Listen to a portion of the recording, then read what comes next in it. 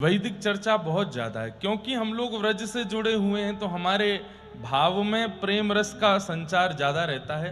परंतु उस प्रेम रस में और चार चांद लगेंगे यदि रामानुज सिद्धांतों को समझ लिया जाए। उसी के लिए ही हमने आप लोगों को, कई सारे शिष्यों को बुलवाया है। तो वरदराज रामानुज संवाद, जो कि रामानुजाचार्य जी ने षडक्षर मंत्र की विधि जानी वरदराज भगवान से, उसी को कहते हैं। उन्होंने कांची में भगवान की सेवा की और बाद में वरदराज के निर्देशन से श्रीरंगम में जाकर के वैष्णवों का पालन किया। आप पहले, बड़ी सुंदर कथा है, अब उसके लिए आपको रामानुज चरित्र सुनना पड़ेगा जो हमने जयपुर में कहा था गत वर्ष। श्री रामानुजाचार्य जी वरदराज भगवान के यहां जल की सेवा करते थे और आपके मन में इच्छा प्रकट हुई कि मैं यामुनाचार्य जी से दीक्षा ग्रहण करूं।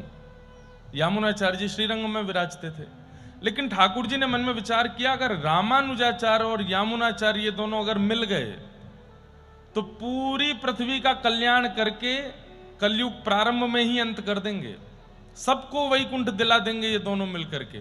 पृथ्वी कैसे चलेगी आगे?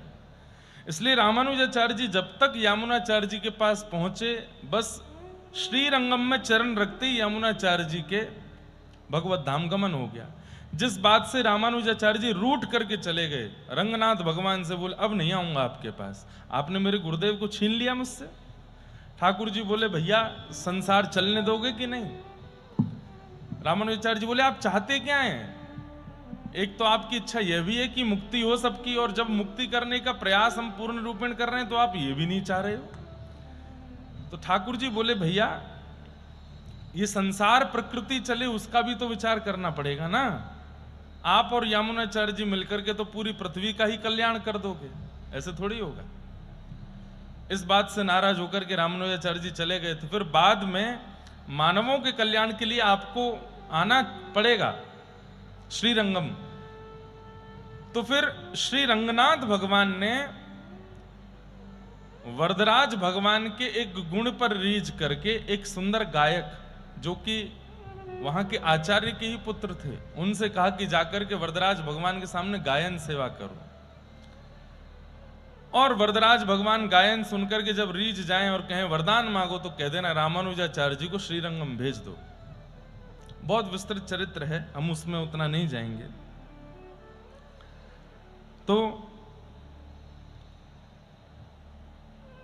भगवान वरदराज और रामानुजाचार्य जी के संबंध में मुख्य बिंदु भक्ति और सेवा।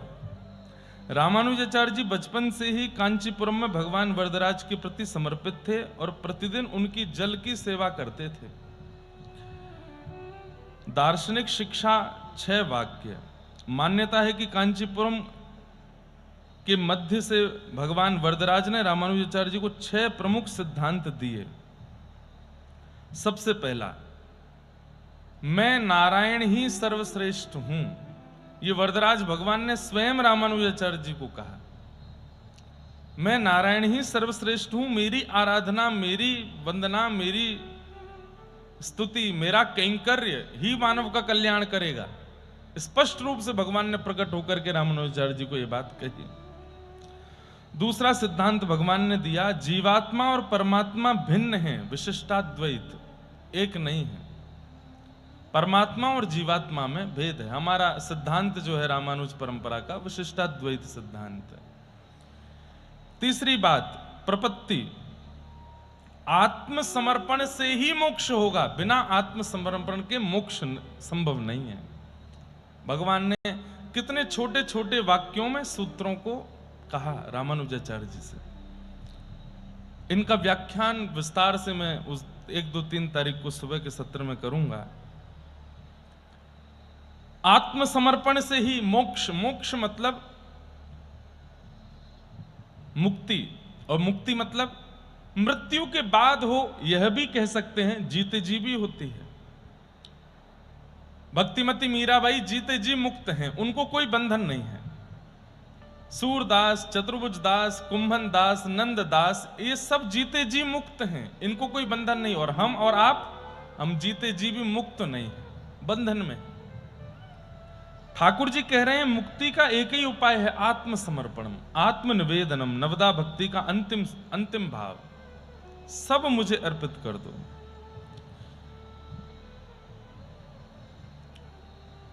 और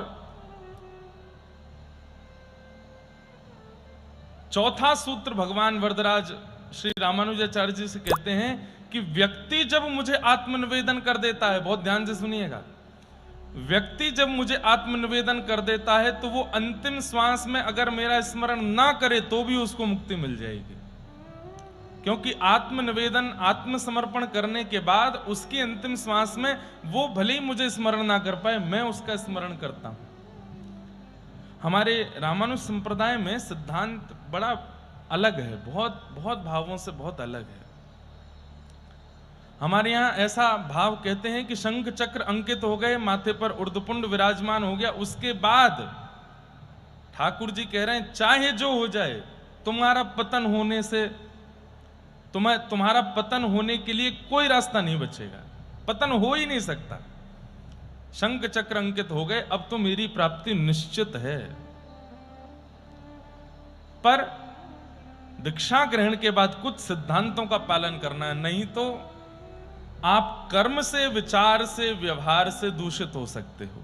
इसलिए उन सिद्धांतों को समझना जरूरी है। और अंतिम उपदेश करते हुए ठाकुर जी, वरदराज भगवान ने रामानुजाचार्य जी से कहा कि तुम महापूर्ण स्वामी जी के पास जाकर के उनको गुरु रूप में स्वीकार करो। इस प्रकार ये 6 निर्देश वरदराज भगवान ने दिए।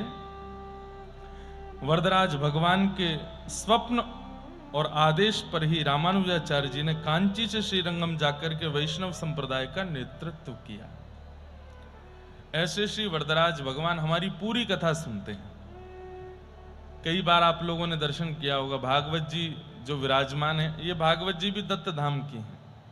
पूज्य महाराज जी ने मास कथा में हमको प्रदान की थी, तब से यही भागवत जी विराजती हैं। इन भागवत जी के ऊपर श्री वरदराज भगवान और वरदराज भगवान के सामने श्री जगन्नाथ स्वामी, आप दोनों सन्मुख विराज करके पूरी कथा सुनते हैं। तो वरदराज भगवान, रामानुजाचार्य जी का जिस दिन जयंती उत्सव था उस दिन वरदराज भगवान का अभिषेक भी किया था हमने। तो ऐसे वरदराज भगवान का आज प्राकट्य दिवस है, उन्हें हम बारंबार प्रणाम करते हैं, बारंबार वंदन करते हैं।